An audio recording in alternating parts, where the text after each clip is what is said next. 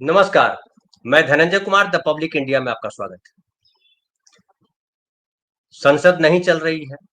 संसद शुरू होती है, हंगामा होता है, फिर संसद स्थगित कर दी जाती है। ये रोज का ड्रामा हो गया। हालांकि जो राहुल गांधी ने संसद के बाहर ड्रामा किया, जो मुखौटा लगा करके मोदी का, अदानी का जो इंटरव्यू किया, उसको साहित्य की भाषा में बढ़िया माना जाता है। वो नाटक था, क्रिएटिव था। लेकिन बीजेपी को बहुत बुरा लगा और कहा कि ये प्रधानमंत्री का अपमान हो रहा है। प्रधानमंत्री किसका सम्मान कर रहे हैं? क्या प्रधानमंत्री जी ने देश के लोकतंत्र का सम्मान किया? क्या देश की संसद का सम्मान किया? क्या प्रधानमंत्री जी ने एलओपी का सम्मान किया? क्या प्रधानमंत्री जी ने जो देश के पहले के प्रधानमंत्री रहे उनका सम्मान किया? क्या प्रधानमंत्री ने देश के नागरिकों का सम्मान किया? किसका सम्मान किया? सिर्फ अडानी जी का? ये चिंता की बात। और अब लेकिन जो है खुद फंस गए, क्योंकि अडानी से अडानी का की हांडी जो है वहां तो नहीं चढ़ने देंगे संसद में। वहां तो जैसे ही अडानी बोला संसद बंद, राहुल गांधी ने बाहर शुरू कर दिया। सारे सांसद जो है बाहर करने लगे, अडानी अडानी। फिर परेशानी हुई, चूंकि पूरा मीडिया, पूरा दुनिया देख रहा है।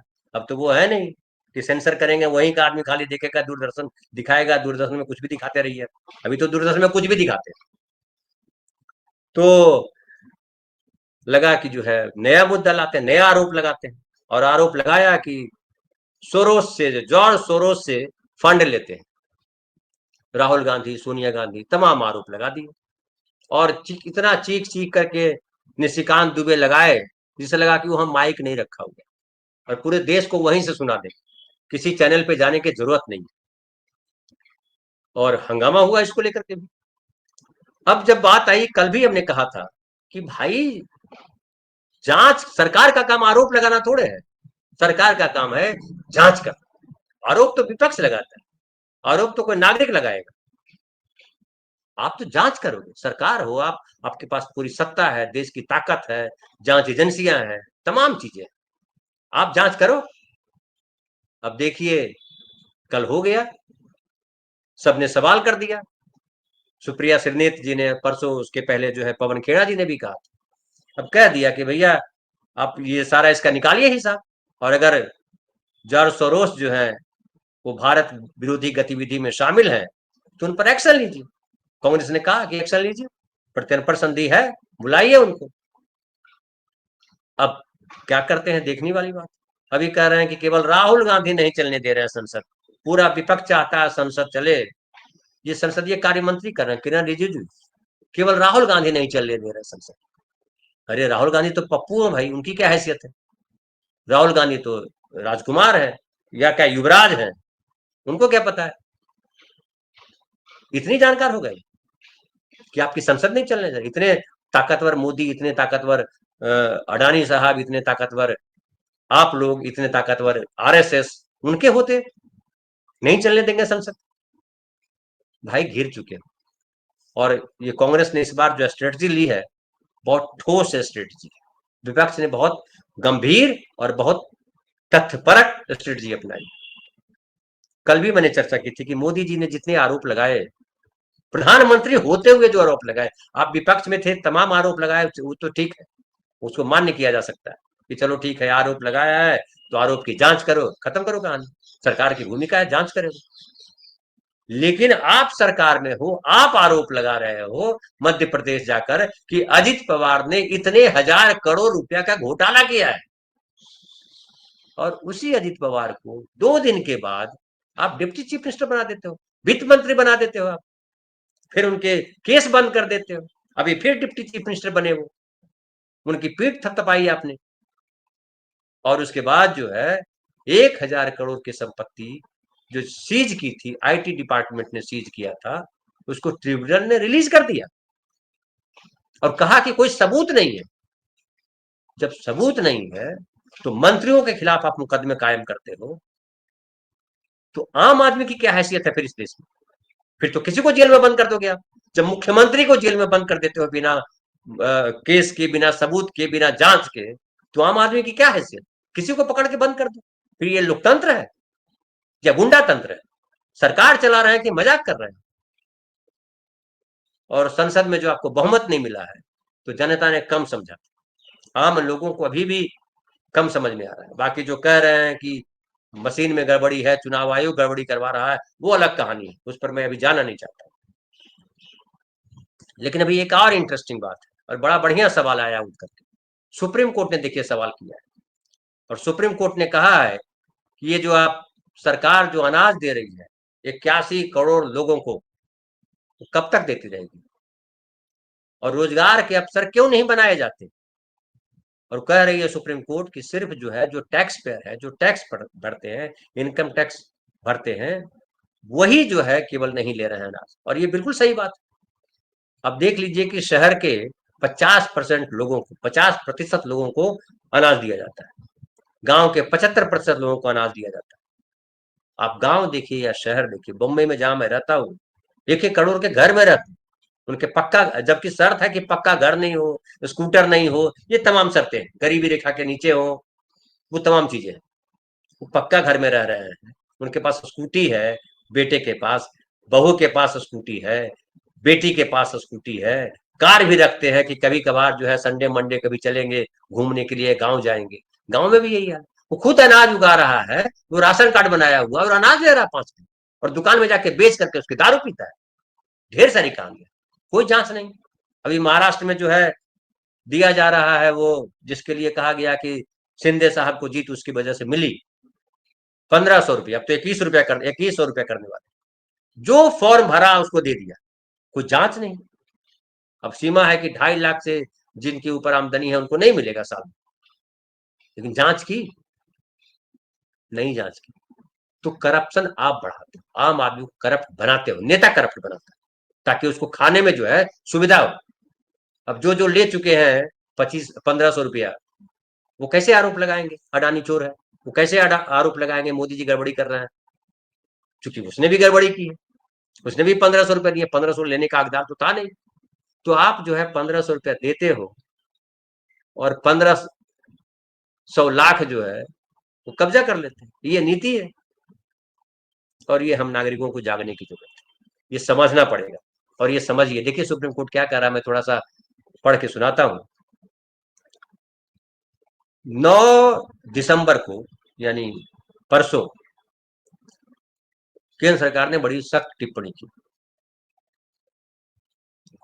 और टिप्पणी ये की कि ये जो आप राशन बांट रहे हो, ये कब तक बांटो, रोजगार के अवसर पैदा क्यों नहीं कर रहे।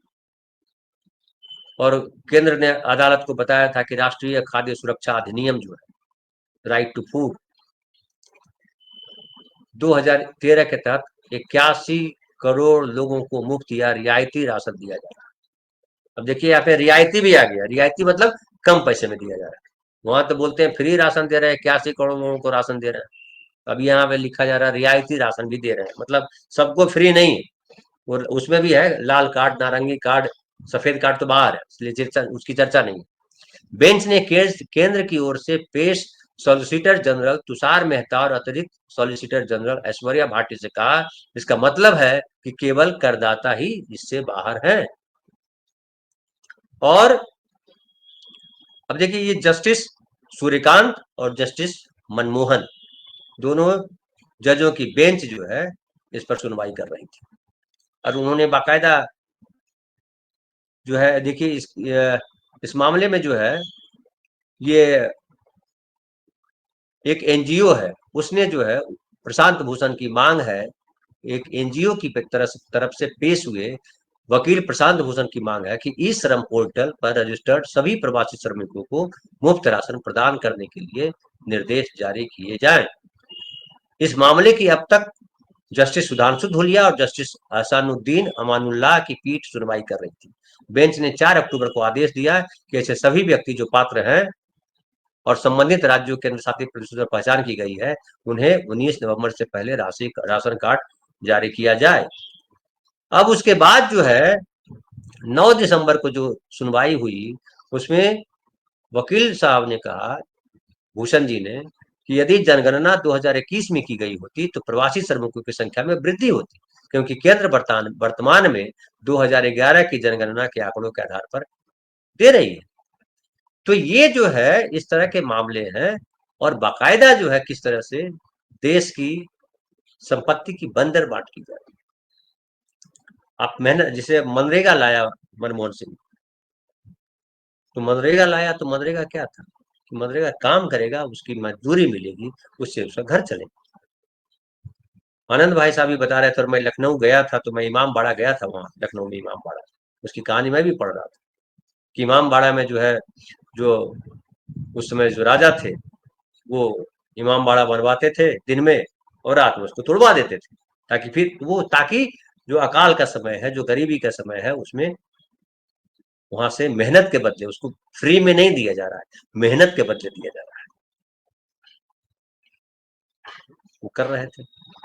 ये जो है बोल के देते हैं फ्री राशन का, राशन मिलेगा, ये क्या है, कहां से ला रहे हैं फ्री, कौन दे रहा है फ्री, अमेरिका दे रहा है कि रसिया दे रहा है या चाइना दे रहा है या अडानी जी दे रहे हैं, कौन फ्री बांट रहा है, ये चिंता की बात है। और जब प्रधानमंत्री ऐसी चीजें करने लगेंगे, और इसमें तमाम पार्टियों को खड़े होने की जरूरत है कि देश में ईमानदारी लाई है ना, इतना करप्शन, इतना करप्शन, हर तरफ करप्शन, केवल अडानी मैटर नहीं है, हर तरफ छोटे अडानी, बड़े अडानी, नन्हे अडानी, तमाम तरीके के बैठे हुए। बिजली का बिल जो है 35,000 दे देंगे, आ जाएगा 35,000 बिजली बिल, आएगा, गरीब आदमी रोने लगता है, कहां से लाएंगे 35,000, कहां से आ जाएगा, एक बल्ब जलाते हैं, एक पंखा चलाते हैं, वगैरह वगैरह। उसके बाद क्या कहते हैं बिजली कर्मचारी, पहले भरो, तो बोलता है कि कहां से भरेंगे सर, नहीं है पैसा, तो फिर वो घूस लेंगे उससे। ये गोरख धंधा लंबे समय से चल रहा है। तो आप मोदी जी आए थे, मोदी जी ने कहा था कि देश बदलने आए, अच्छे दिन आएंगे। किसके अच्छे दिन आए मोदी जी, महंगाई, 600 रुपए किलो लहसुन, 80 रुपए किलो प्याज, 45 रुपए के लिए आलू, 150 रुपए किलो टमाटर, ये अच्छे दिन है। आप ट्रेन से जा रहे हो तो टिकट नहीं मिलेगा, टिकट मिल जाएगा तो ट्रेन कहाँ पता नहीं उलट जाएगी, हवाई जहाज से जाओ तो 150 रुपए का पानी पियो, 1 लीटर पानी का 140 रुपया लेते हैं, बताइए, लूट नहीं तो क्या है। तो ये देश को जो है बर्बाद करने का काम मत कीजिए। और आप घिर गए हैं, अडानी पे भी घिर गए हैं, जॉर्ज सोरोस पे भी घिर गए हैं, और तमाम फ्री का जो धंधा बांट रहे हैं। आप ही बोल रहे थे भाई कि ये फ्री की रेवड़ियां, रेवड़ियां बांट रही, तो रेवड़ियां बंद करते, भक्त कहीं लिख देंगे, हो सकता है भक्त कहते हैं कि पहले कांग्रेस ने नहीं किया। अरे भाई, कांग्रेस ने किया इसलिए तो गद्दी से बाहर है, वो मोदी जी आए किस लिए, यही कहने के लिए आए थे कि कांग्रेस ने किया इसलिए हम भी करेंगे, कांग्रेस ने लूटा देश को तो हम भी लूटेंगे, ये कहने आए थे। तो पहले ये करते कि कांग्रेस ने देश को आजाद कराया अंग्रेजों से, कांग्रेस ने देश में व्यवस्था दी, जमींदारी प्रथा का समापन किया, कांग्रेस कांग्रेस पार्टी ने राइट टू फूड दिया, राइट टू एजुकेशन दिया, आपने क्या दिया, राइट टू अडानी। ये देश के नागरिक को समझना होगा, हम सबको समझना होगा, और अब तब जो है हमारा देश अलग बनेगा। तो लाते हैं लोग, मैं रोज बोलता हूँ कि बाहर से आते हैं लोग, कहते हैं अरे क्या देश है यूरोप, कितनी सुविधाएं हैं, काम करने का प्रेशर नहीं है, यहाँ तो काम नहीं है तो टेंशन, काम है तो टेंशन, टेंशन में ही आपका जीवन है। अफसर बताते हैं कि भैया क्या करें, हम रिश्वत नहीं लेंगे तो हमको यहाँ पोस्टिंग नहीं मिलेगी, हमको इतना पैसा देना पड़ता है अगर यहाँ है।